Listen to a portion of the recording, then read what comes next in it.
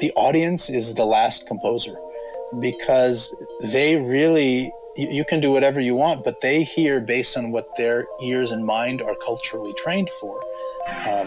And so that makes a big difference.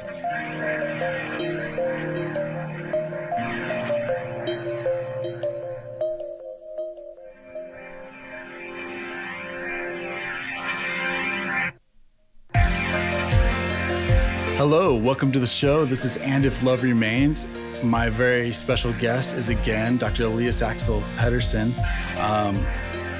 For those who didn't hear part one, I would strongly recommend go listen to part one. We talk a little bit about Elias and his life and some cultural thing, the art. And we start our exploration into pictures at an exposition. And so just a little bit about Elias. He's a concert pianist. He has over 600 performances to his name. He is a Mason and Hamlin concert artist. He is an educator and an all-around good guy, my friend. I'm very grateful to have him on the show, and one of the smartest guys I know, the guy, my go-to guy when it comes to concert music. So this is very exciting to talk more about pictures. So welcome to the show, Elias. Oh, thanks, Mike. Thanks for having me back. I'm really excited to get into this piece. I'm kind of rearing to go. So we're talking about pictures at an expedition. And so let's back up and just talk, just quickly go through the background of it, how it came to be, and generally what are people listening to when they're listening to this? Sure. Yeah, that's I'll give a little overview. Thanks for the introduction again.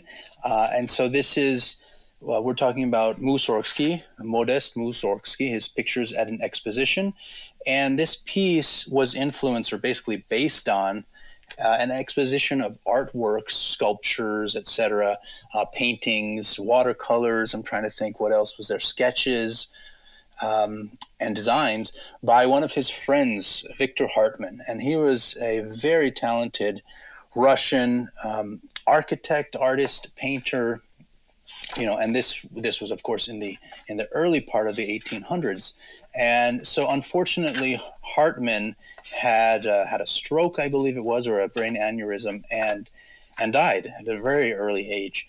And so a few of the leading members of the Russian artistic community, they said, well, we have to do something in his honor and put together this exposition of some 500 or 600 works.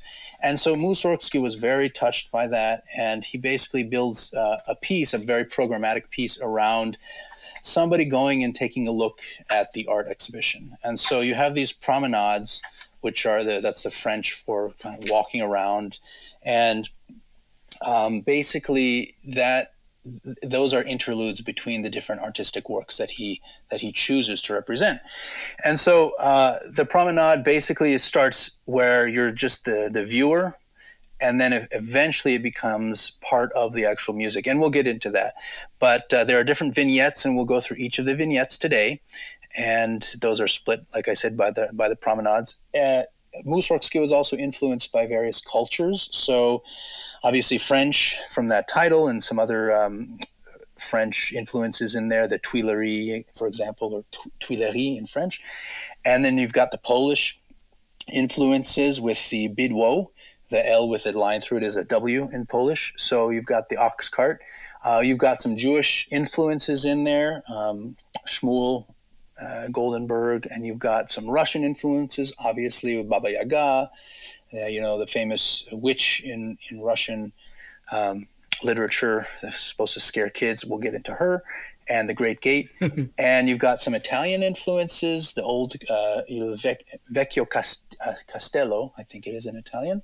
So yeah, a lot of different influences in there. And of course, the pentatonic scale, which we were talking about, a lot of pentatonicism in there, which is pretty universal, but certainly very effective and prominent in Eastern musics, especially of the Orient, the Far East.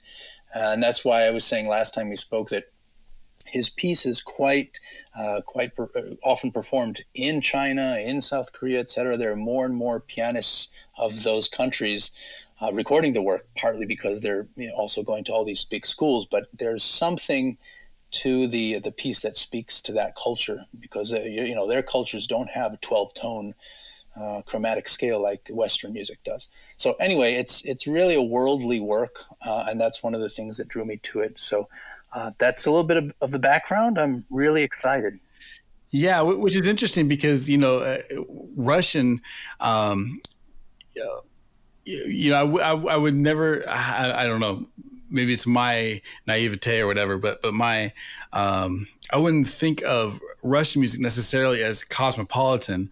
But this piece really does, and it, and I guess Russian music in general does expand because of and you mentioned this in the last interview that we talked in our last discussion, that because of where it sits in the world, kind of in between Western Europe, the Far East, and even even the Middle East to a certain degree. I mean, it's all kind of in that kind of general area that there's a lot to draw from musically and from a soundscape standpoint. Yeah. And I like the word you use, cosmopolitan. I mean, we have to still keep in mind that this is high art. So it's not like, the peddlers in the street might play this, but they might hear it because a lot of this is drawn from folk music. So that's another influence and makes it more universal.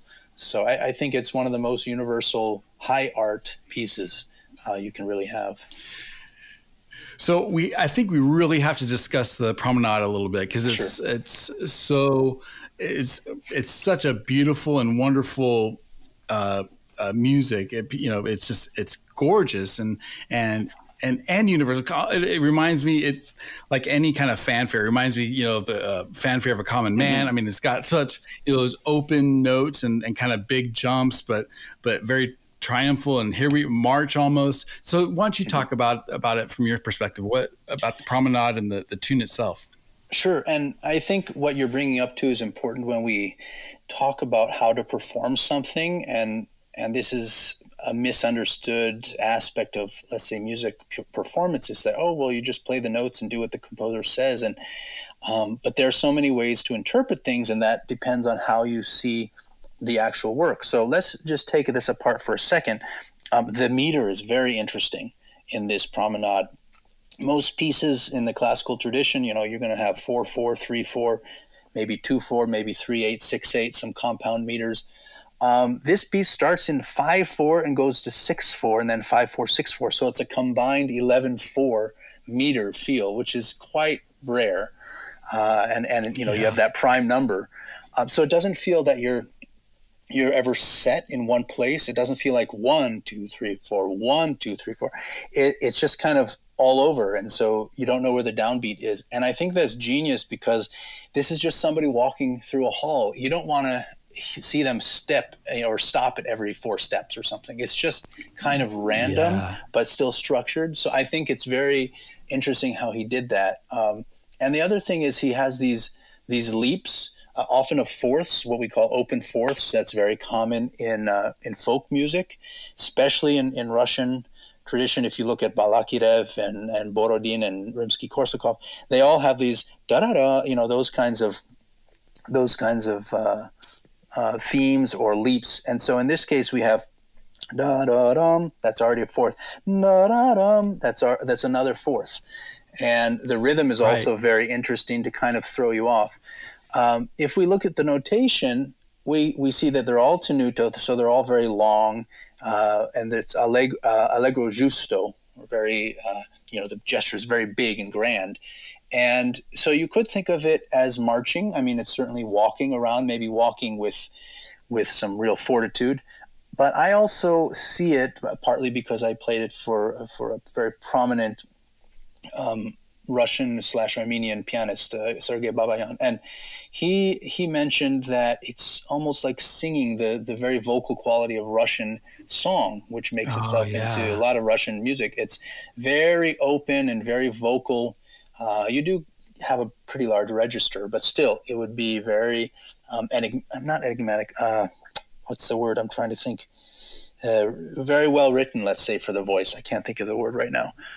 Idiomatic. It's very idiomatic for the voice. So you can think of this as like a Russian, maybe a tenor or something singing over the countryside, and your interpretation of playing it and the way you kind of sway in and out is going to be very different than if you see it as a march. So I try to mix those characters and have think of the broad open gestures, and then he gets into some chords, and some of the chords are very dense and some of the chords are very spread out or open, and I think he was very careful about choosing the difference between the closed and open things. Now we will notice that there are not only parallel octaves because of the left hand, but voice leading.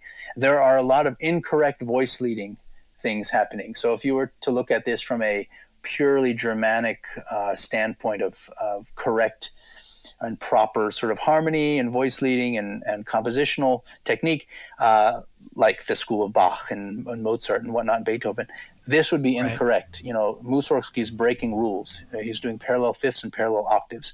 And so Rimsky-Korsakov, his friend, after Mussorgsky died, tried to correct some of those things in this piece and his other works as well. And I think it takes a lot of the rawness away and that folk tradition away. I think Mussorgsky had that in his mind and didn't have that conservatory training, but that's what makes it sound more folky and yeah. I hope that makes sense. I think a lot of people misunderstand like folk music, peasant music as being simple, and I love how you mentioned the the different time signatures and things, because you look up Bartók who used a ton of folk music, and you just listen to how people sing. You listen to how people sing naturally, be at a campfire. They're not going to be singing right on the beat 4/4. They're dropping beats, they're adding beats, and if you listen to a lot of these tunes, especially I think a lot of these tunes in that area of the world where maybe they're not quite as accustomed to hearing just straight 4/4 music and things that these folk tunes really they more take a line as the words would, or they take a line as a natural figure, if you will. Mm-hmm. And so I do like how you bring that up with the promenade, because it does feel like there isn't quite an ending. It just kind of crashes on top of itself. Mm-hmm. It's interesting you talk about around a campfire. Like, I feel that anybody in the Western world today would sing in 3/4 or 4/4 if they had any sort of musical background or sang at all.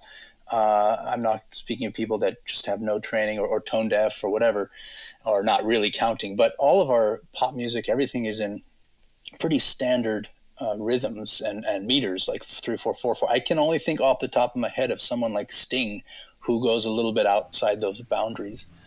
In his relatively pop music. But still in Eastern Europe and some of these places, a lot of the folk tunes were not in 4/4. And so, like you said, with Bartók, he has a lot of pieces in 5/4, 7/4, 9. I've seen things in 9, and they're not compound meters, they're like 9/4. So, and it's interesting. Now, when someone like Brahms writes in, let's say 6/4, like the first concerto, that's first of all more divisible. It's not a prime number, and it can be divisible by 2 or 3. So you do get more of these bigger chunks that are equal, but you can't really divide up Bartók or this promenade into equal sections. They're always unequal because of the odd, or in this case, the prime numbers.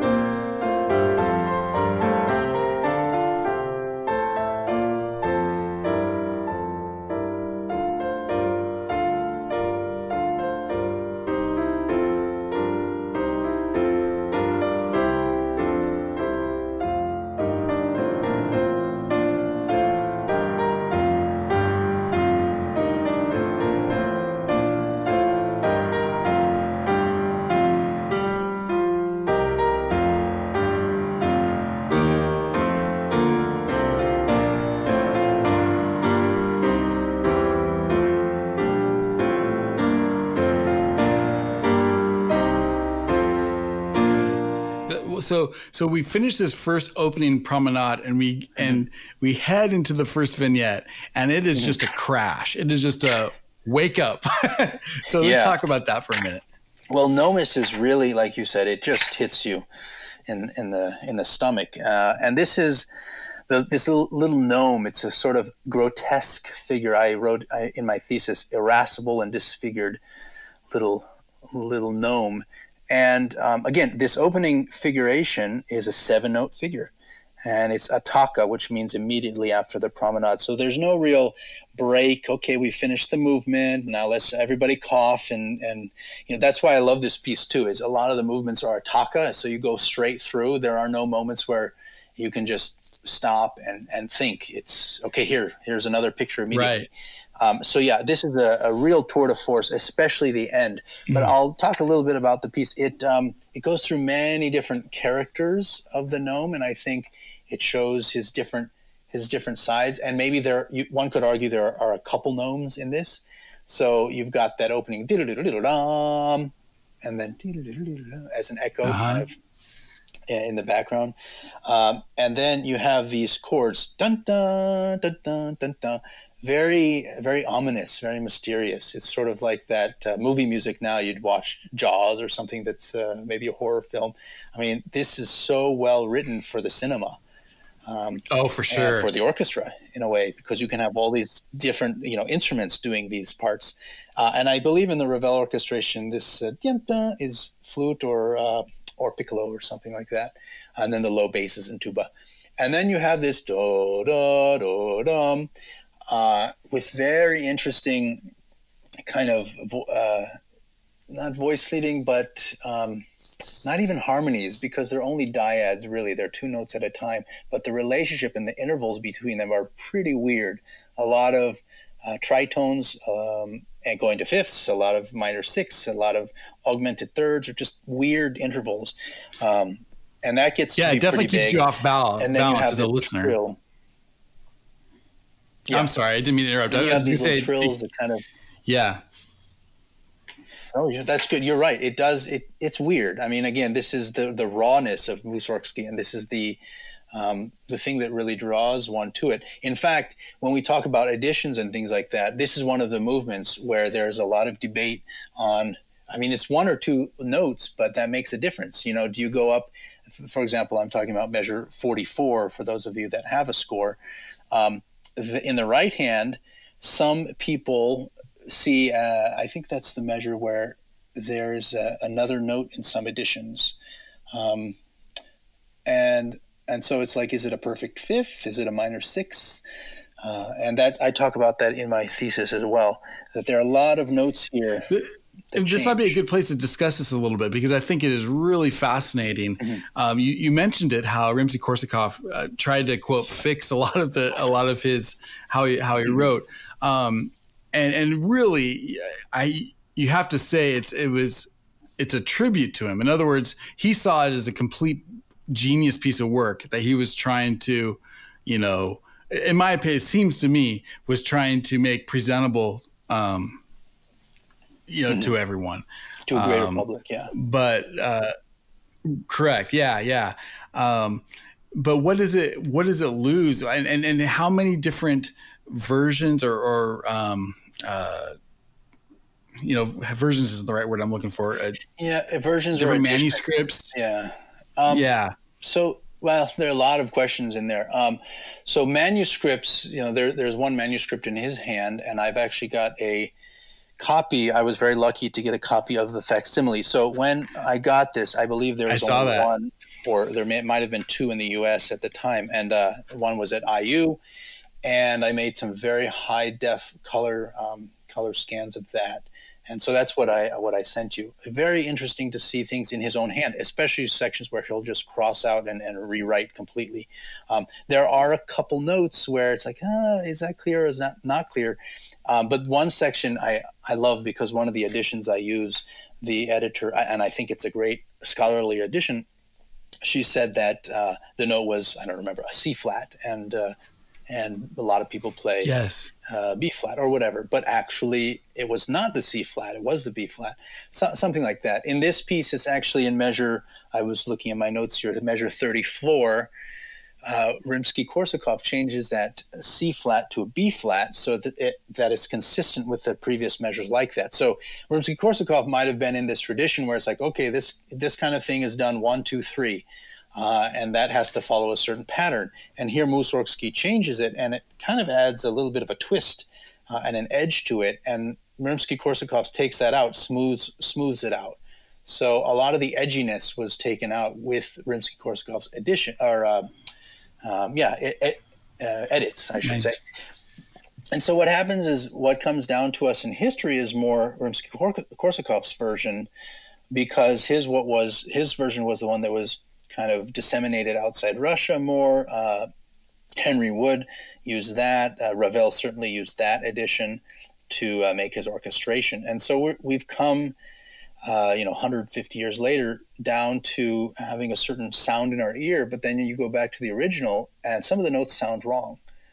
But that's how Mussorgsky envisioned it and how he heard it.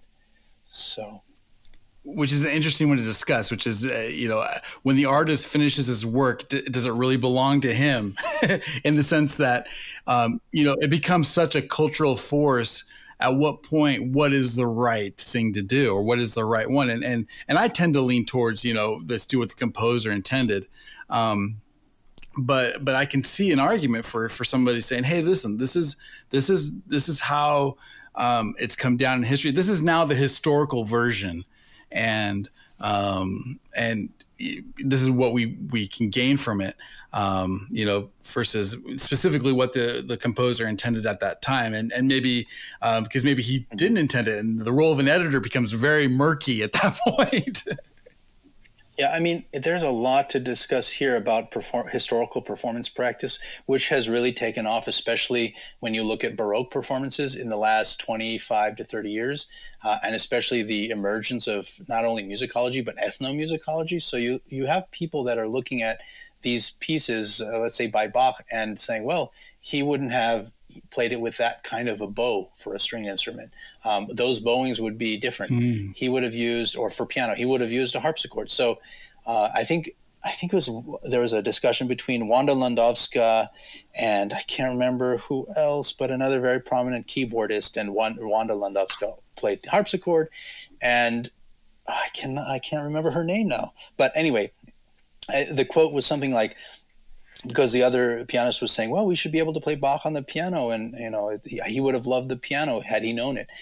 And Landowska said, well, you can play Bach your way. I'll play it his way, saying like, this is the way. Now, right. That's a little bit of a jab, and I don't quite agree with that. I think Glenn Gould made a good argument for playing it on piano, and lots of things you can do. But that whole concept of what does a composer actually mean is very tough, because sometimes the composer doesn't leave much indication as to what they want. And they would have assumed that you would have known growing up in that time to do such and such. We also have tradition, which changes, fashion. Things become more fashionable and less fashionable. We play certain classical music perhaps faster now than we used to, and in the 50s and 60s where it was very slow. But we play other things much slower now than would have been played back then. So it's very hard to kind of take away that cultural baggage and strip down the onion, to the core, and say, what did the composer actually mean? There's still some subjectivity. And I think a good example for the listeners, if listen to, for example, the 1940s or 50s, I can't remember which, when exactly it was recorded, but it's an older version of, very famous version of the Hallelujah Chorus, Messiah, is sung by the Mormon Tabernacle Choir. And it's very big and, slow, and, it's just, and you listen to modern versions of it and you have a much smaller orchestra, a much smaller choir, and it gives a much different feel. And is probably more consistent with the historical record of what was actually, how it was actually performed. Yeah. But it's a different flavor. And but we also have to keep in mind that our ears are not the same. And that's the biggest thing I think that's missed in the historical performance aspect is, you can play it exactly how they wanted. You can play it in a hall, in a small church, or in a castle, with the correct dress and with the correct instruments and the correct bow holds and everything. But our ears today are just different from what they were, not biologically, but just we've heard different things. We're used to different things. So we won't hear it in the same way as they would have back then. Exactly. It's very true. Yeah. And I'm sure that subject will come up a little bit more. It's very interesting to think about this the trifecta and there are many different trifectas I think of in my life. I mean, 3 is a magical number, but in teaching, it's about the teacher, student, and the parents. In performing, you've got the audience, the performer, and the composer. And somebody like John Cage tried to remove himself completely and just make it a linear relationship. But he still, I don't think, could quite manage to do that, to withdraw himself. When he, wrote aleatoric music and things like that, I still think there's some influence of a composer in there. And I think there's a quote from like Paul Simon or somebody, or I can't remember, one of the Beatles. Anyway, that the audience is the last composer, because they really, you can do whatever you want, but they hear based on what their ears and mind are culturally trained for, and so that makes a big difference. And ultimately it's like the most democratic in the sense that every single audience member is going to hear it differently because they bring their own cultural baggage and their own things that they've heard. You and I are going to hear the same piece quite differently, I'm sure. For sure. Even with my fellow pianists that I went to school with, we might have studied with the same teacher even. And I might hate a piece and they might love a piece. And I might hear a certain piece and think, oh, you need to do this in that piece. And they say, no, it's totally this way, and we have total disagreements on that. But that's the nature of music too.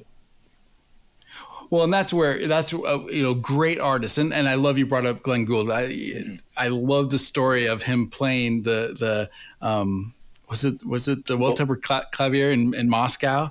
Where people were literally calling people up and saying, "Come, that's it." And just you've got to hear, this is the most different, interesting performance we've ever heard of this 250-year-old piece. I don't remember the program, but I do remember In the Art of the Piano. You've probably seen that movie.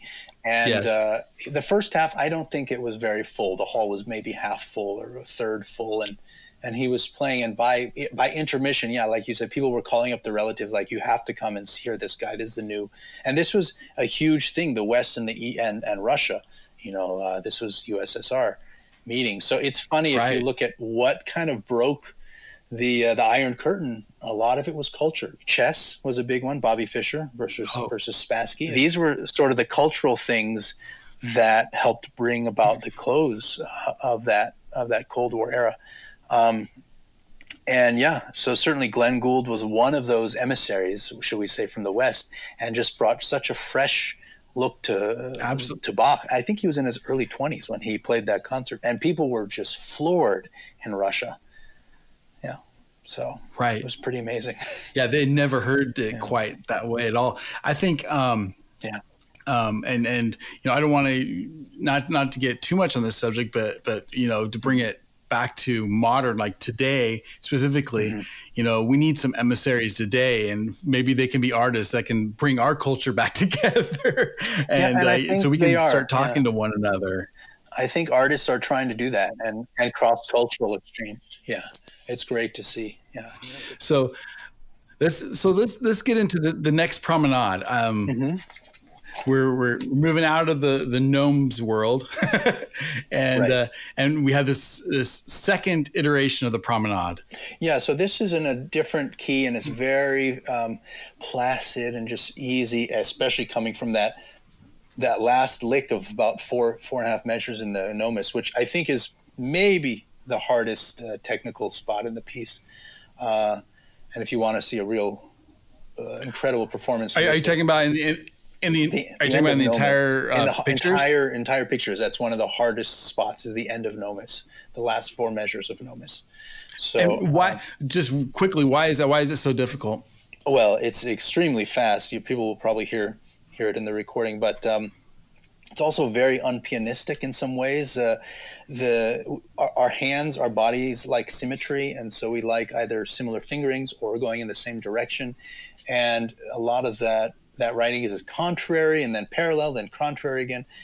So it's just very awkward. And I think the person that best really represents that is Evgeny Kissin. Okay. He has an incredible version from his live concert at an amphitheater. I forgot where, but a great recording of that. And it's just so powerful. And everybody wants to play that powerfully. And I can tell you in performance, every time I hear this, it gets to that, I'm like, okay, here we go. Let's see what this pianist can do. And I'm never satisfied with how I do it. I always wish I could do it faster and more powerfully and more, flashy, but it's very challenging.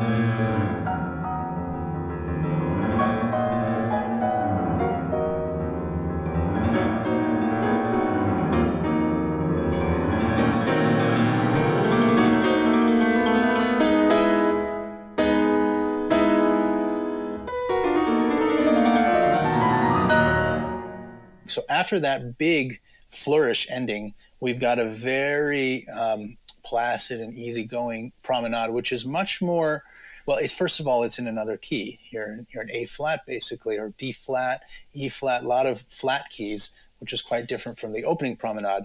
And this ends quite high, in a very high register. So the thematic content, though it's the same, the feeling is much different in this promenade.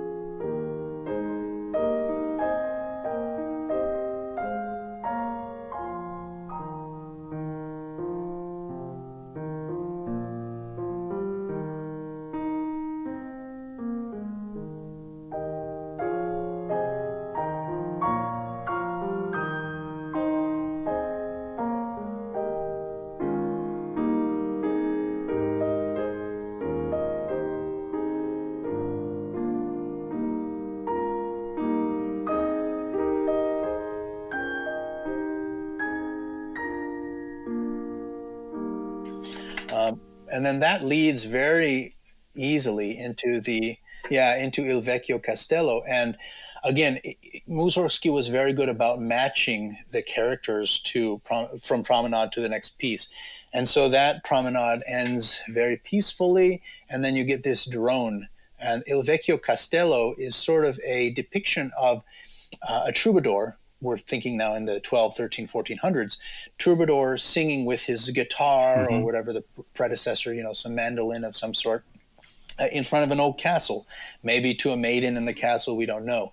But and Mussorgsky has all the layers built into this piece. So he's got the drone, which would be bottom string or open two strings, and then you've got the dun dun dun da da da da, which would probably be plucking the top two strings, plucking out that melody, maybe two troubadours singing, a little traveling group, and then you've got the very vocal line, again opens with the fourth, da da da da da da da da da da da da. Sorry, I'm also singing in the wrong key. I don't have perfect pitch. But very interesting how he layers all of these things together. Beautifully done. Well, and it is very beautiful, and I always love when you have a drone or a pedal tone or something of that nature going on, having these interesting chords kind of wrap around those tones. Always just makes me smile. I love how he does it specifically, because you can hear him, changing keys and modulating here and there, but keeping that drone going and keeping that it stays very melodic through the whole piece. And that actually makes when you talk about that, you said how the harmonies interact with the drone. It's interesting because on the piano you've got to be very careful about pedaling and voicing and the mixture of those, because it's the same timbre. Whereas with an orchestra, you can have different timbres and registers, so things can clash, but they won't sound so jarring to the ear.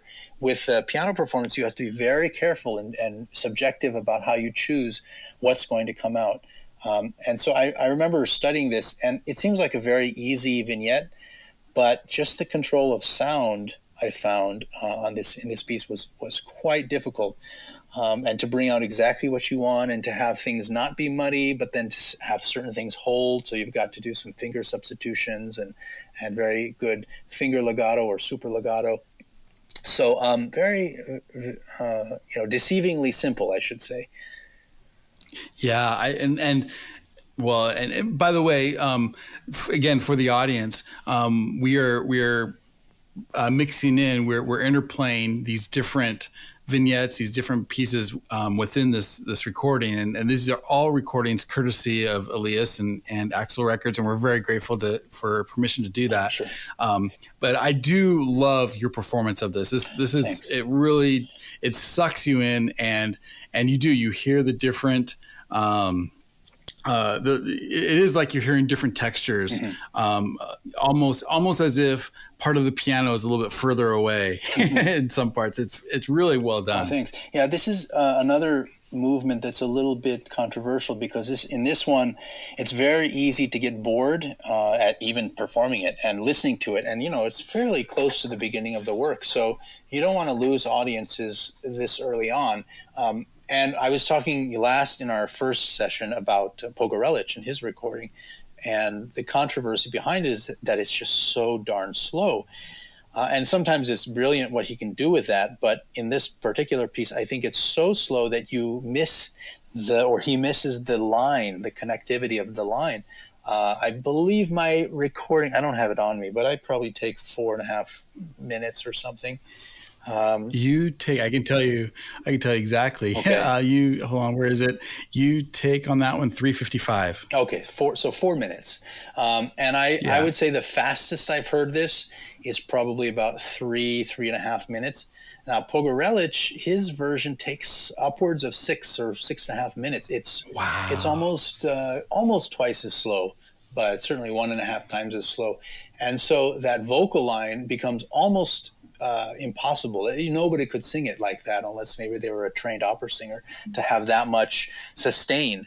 And then the drones would probably die out too, and it just becomes kind of difficult. We have to keep in mind this is probably a guitar transcription on the piano. This is the guitarist or mandolinist playing, and those instruments don't carry very much either. There's a much smaller range in dynamics with a guitarist. Even the best concert guitar nowadays can hardly match what a mezzo forte would be on the piano. And so there's no way you can sustain those notes, and even plucking them on the guitar, there would be no way to sustain those notes long enough to really satisfy the notation here. So, I mean, I don't want to get too objective and just say he's wrong, but I feel that subjectively it just doesn't quite hold together, and that's one of the things that loses me in that recording. So this movement, you have to be very careful. See that. Yeah, not too fast, not too slow. And then it's the Goldilocks, or Goldilocks. You got to be just right. Yeah, exactly. I should have put that in my thesis, Goldilocks.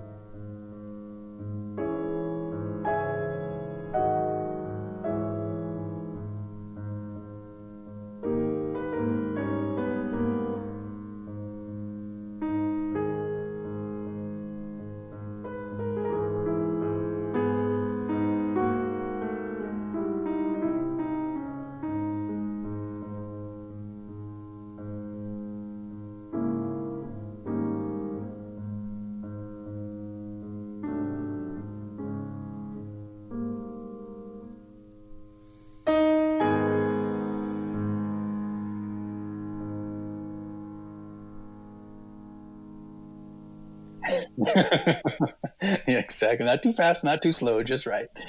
Yeah. So, and then we get into one, and I love this little promenade, this next one. Mm-hmm. It's so cool. It builds beautifully into the to the next vignette. But talk about this next promenade a little bit. Yeah, so I think people, if you listen to the whole performance, you'll notice that they're getting shorter. The promenades are getting shorter. The first one was full 2 pages, a couple minutes, and then the next one's shorter. This one's only 2 lines, and it really acts as just a good transition. Maybe you were in the art gallery and you were right next to another section and saw something immediately. And he's very good with the keys as well, the key changes. So we ended in G sharp minor, and then we're sort of in a B major and or F sharp major. Or potentially C sharp. I mean, a lot of different sections here, and it could, if it's in C sharp, we're going 5-1. But this one is in a sharp key, so already we're feeling a little bit heightened. There's a lot more energy. It's more grandiose, but it actually ends very coyly. So it just you're da da da in octaves, and then da da da da da da da rest da da da. Okay, that's kind of an invitation. It's a teaser for what's coming next.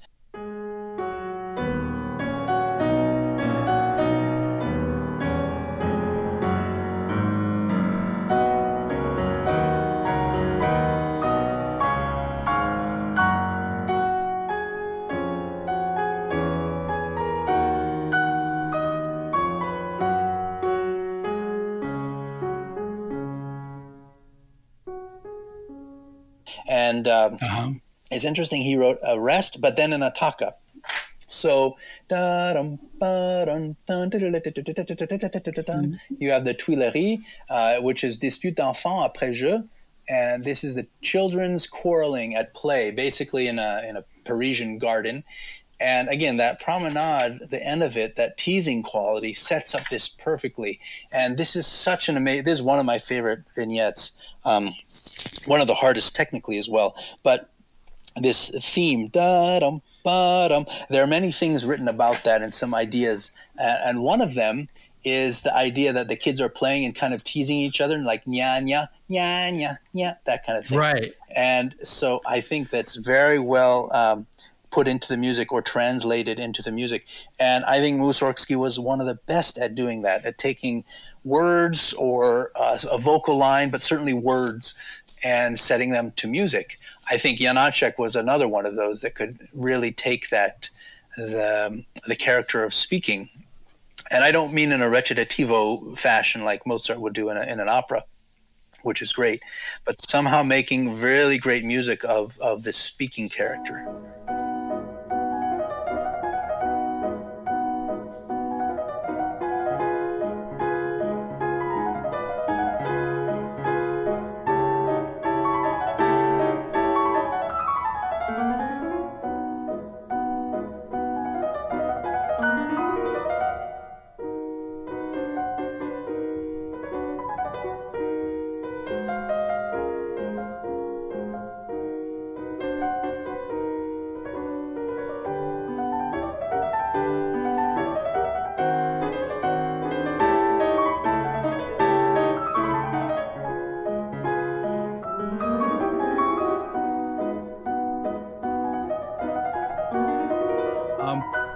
How does this and point to kind of future works? In other words, you know, some of this we talk about this is kind of in the heart of maybe the later mid of the Romantic period, you know, but it's really starting. Some of this is starting to point a little bit to Debussy, a little bit to, you know, some more impressionistic kind of feel. Talk about that a little bit. Yeah, it's a big topic. And I would actually say not so much in this movement, but there is the French connection here, which is important.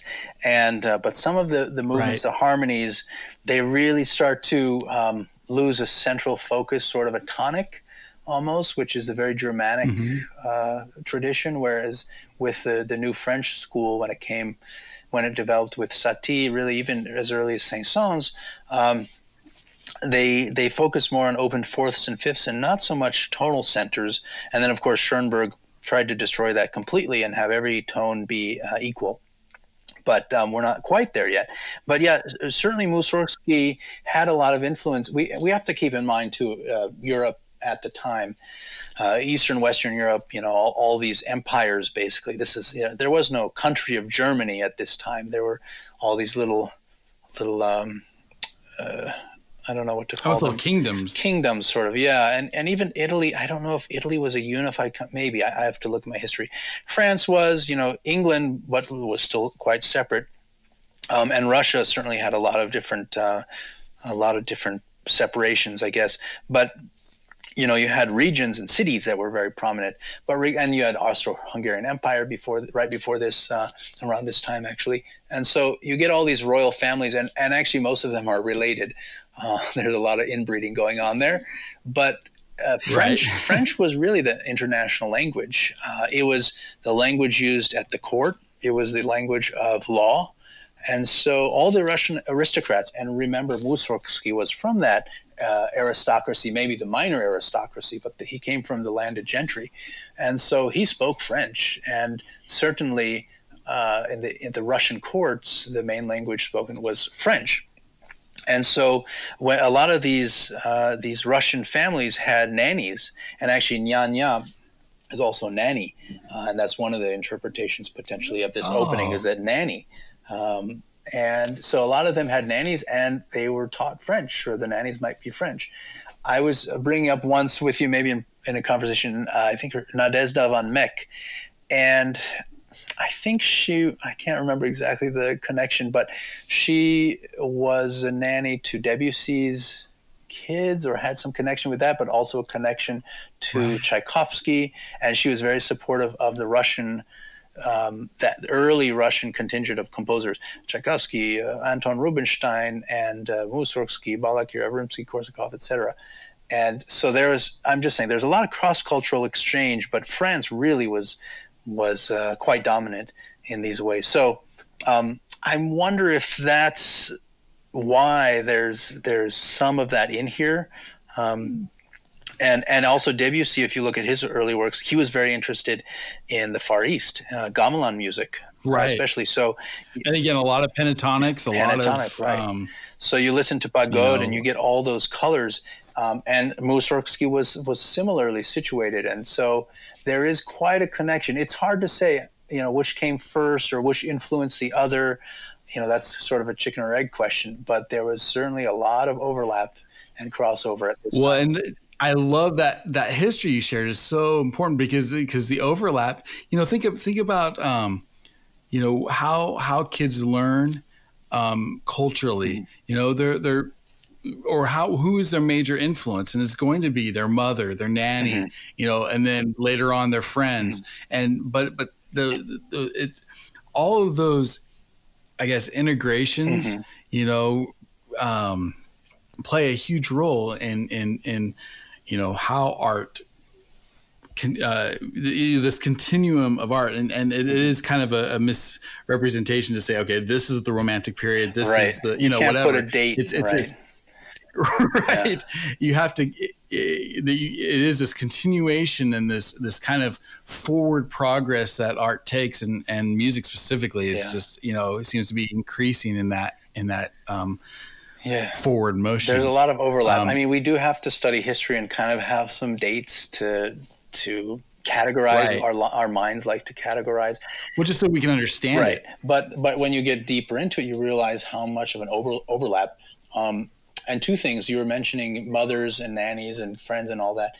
In this culture, if you had a nanny, you were a rich family, the kids were often closer to the nannies. So if you had a French nanny or something, they might have been closer to them than the parents. So, of course, there's a hierarchical structure, too. You would refer to your nannies, even the kids would, in a tu form, like in French, like an informal form. And the nannies might respond to the kids actually in a formal way, but the kids would respond to their parents with the formal vous, So we don't have that. We don't have that built into the English language. You just have you. There's no like formal you and informal you. Right. That's maybe tone of voice, but in most Latin languages, you have that built in. So when I studied Spanish and French too, I speak both of them, and there's that like tu usted in Spanish and tu and vous in French. And so that's one of the things. And then, let's look at Beethoven, for example. We have his early, middle, and late period. Do you think that when he was 39 or whatever, he's like, okay, I'm going to start writing in my middle period now? No, right. He was just writing whatever was inspiring him at the time. And we can look to see some progressions, and maybe this goes a little bit more with that period and vice versa. But there is that continuum. Well, it's like music is the type of thing that if we're going to talk about theory, for example, we can never talk about theory in the forward. We have to talk about it in the rear. We have to look back and say, this is what we think they were trying to do theoretically, but it doesn't mean that's what they were trying to do. And it doesn't, like with Mussorgsky, you're talking about how with some of his voicings and things like that, we look back at those things and try to understand it using our theory and using the knowledge that we have, but we can't. It's for a true artist, it's very hard to look forward that way. Yeah. Does that make sense? Yeah. Well, I mean, this is like the student versus the artist. A student in a theory class, and when I took theory at college, we were asked to write small minuets and small little things and ternary and binary forms. And I always get asked the question nowadays, which I take offense to, but I really shouldn't, because there are many layers to it. But people always ask me, do you compose? And my first instinct is to say, well, not in this world. We're so specialized, and it's hard enough just to play all the piano music we have with the competition out there. 50 or 100 years ago, there wasn't that whole tradition, and people were still playing contemporary, like Rachmaninoff. He was playing his own things. That was contemporary 100 years ago, or even 70 years ago. It just isn't anymore. We rarely play contemporary works, and that's another discussion why we don't.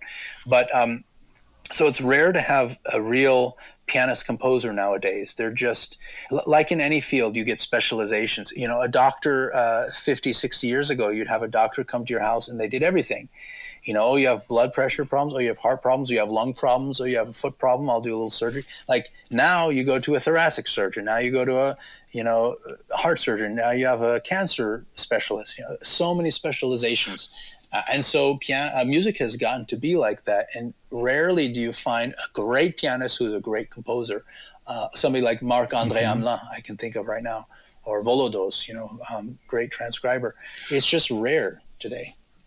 Well, and it has transformed, and again, I think in a way, Gould was a kind of expressed it the best when he talked about he and Bach composing together as he performed. Yeah. I think as a performer, as you're performing this piece, it's not like you're trying to embody the composer that you're playing.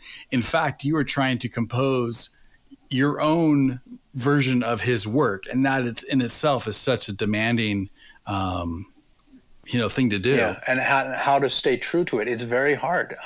And some people might stay true to what they think is staying true to the composer, and I might disagree with that. And so there's the discussion of, are you doing the composer's work or really transcribing it? And especially in this piece, that comes to the fore. But I want to take a step back one second about composing a work. I would have learned a form maybe and said, okay, now let's compose something in this form as an exercise. But a great composer already has that, all those tools in their mind. So they're not thinking. I think that's why you're saying looking forward, not looking backward. And theory always comes after. It's sort of an analysis of what's come before. It's not the impetus to write the piece. Maybe Beethoven had a form that he wanted to pursue, but he had all those things in his mind, and he probably just wrote something out. And then, okay, what harmonies go with this well? Okay, how can I move this around? But he didn't think, okay, I'm in this section of whatever, let me do such and such. He knew where it was. So, I think that's what you're trying to do. And it was not, it wasn't paint by numbers, it was, this is what I'm trying to express, and I'm either going to use the art form for or against the expression that I'm trying to do. You know, in other words, I'm either going to use it perfectly and that's going to say one thing, or I'm going to go against it and that's going to say something completely different. And they had all those forms in their mind. I mean, Bach and Mozart, they were so highly trained, it was like second nature. Then when we get to the Romantic era, a lot of the forms start to progress and develop and change, and we get new forms. And even, you know, into contemporary 20th and 21st century music, we really expand into the possibilities. But and there's a lot out there. Now I'm trying to think what we were just talking about, and going back to that, I can't remember. Glenn Gould. Yes. So being part of like the new composer of the piece, and this piece in particular, because we've had a Rimsky-Korsakov's version per se, and we've gotten many different things handed down, and people have taken it upon themselves, like Horowitz, to almost rewrite some of the movements, like the Great Gate completely changes. Somebody like Mikhail Pletnyov does some really fascinating things in the Corn Mortuus, and it's almost like he's not playing piano. Now, does that mean he's not playing what Mussorgsky wrote? No, not necessarily, but the way he interprets it and the effects that he chooses to interpret his vision are, you know, I would have never thought of that. Right. So there's so much. It's using the scaffolding of the piece to create something new. Yeah, like there's a place that has tremolos. We'll get into that, but you can do a tremolos, you know, back and forth on the octaves. But I've heard some versions where they go da da da da da da da da da, like a very measured tremolo between two octaves alternating. It's not a real tremolo, but the effect can be very very sublime. So, you know, is that not following what Mussorgsky wrote? Because he clearly wrote tremolo.